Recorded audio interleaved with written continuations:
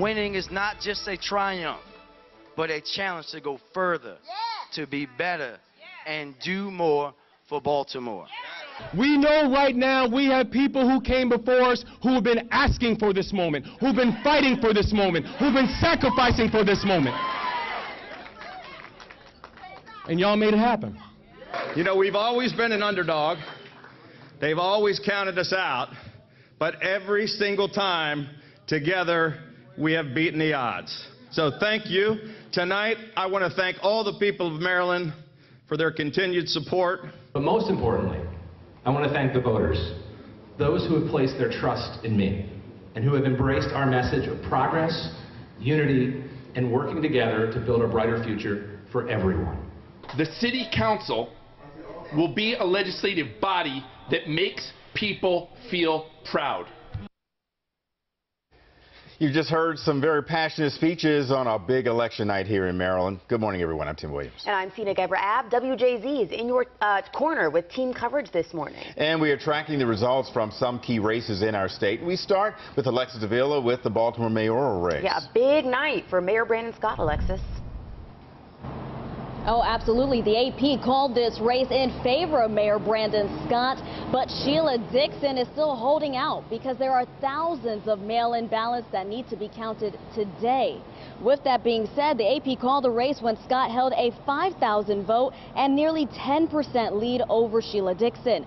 The night started off in Dixon's favor with mail-in ballots, but Scott was confident that people would show him some support at the polls on Election Day.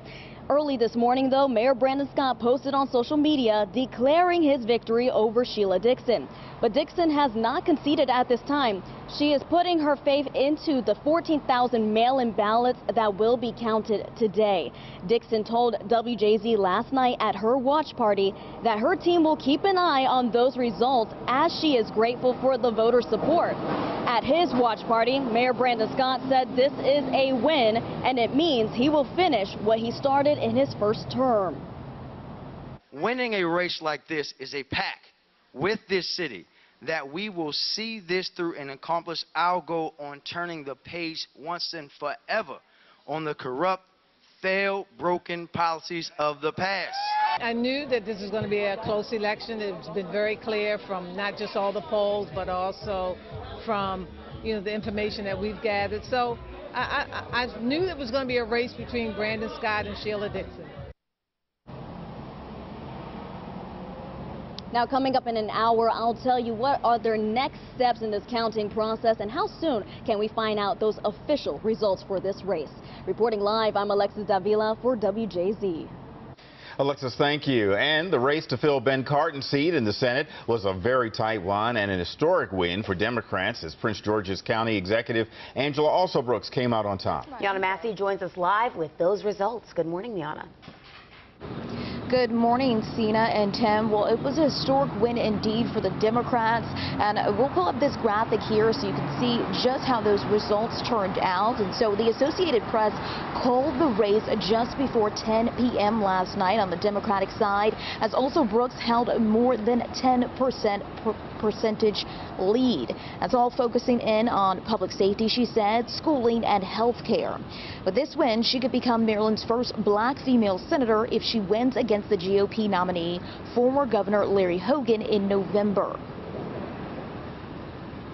So for anyone, hear me, who has ever felt counted out, overlooked and underestimated, I hope you understand and share this moment and know that the impossible is still possible. How many of you know the impossible? I'm willing to stand up and fight for the things that really matter, but not for status quo politics as usual, and not to perpetuate polarization and paralysis.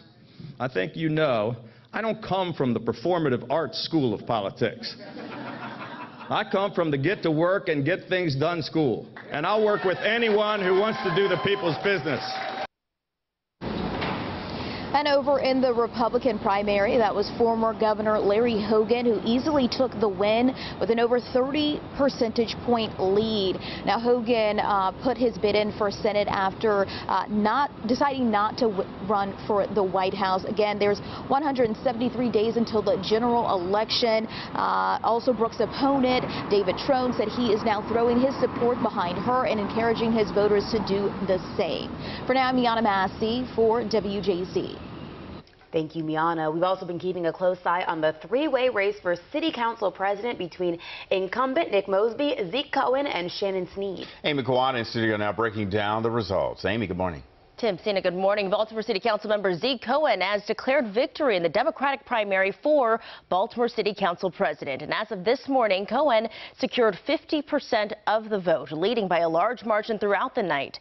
Former Councilwoman Shannon Sneed followed with 26%, while incumbent Nick Mosby came in third at 24%. Cohen has represented the 1st District for 8 years and is a former middle school teacher. Some of his goals include improving city services, helping small businesses, as well as addressing mental health and public safety. At his watch party, Cohen thanked his supporters. When I become council president, you will have a partner and a champion who will fight to make sure that working people can make enough to support a family with benefits and to be able to retire with dignity in this city. Meanwhile, Mosby has not conceded yet, saying he's continuing to be hopeful, waiting for all of the numbers to be tallied. Sneed's campaign manager said she called Cohen last night to congratulate him on his victory. Back to you guys. Thank you, Amy. And while the presidential race was not competitive for Maryland, some Democrats have still been sending a message to Joe Biden through the polls. Biden did win a strong majority of the votes, but more than 10% of voters cast their ballots as uncommitted. That's been a way for voters to voice their displeasure at his way of handling Israel's war with Hamas.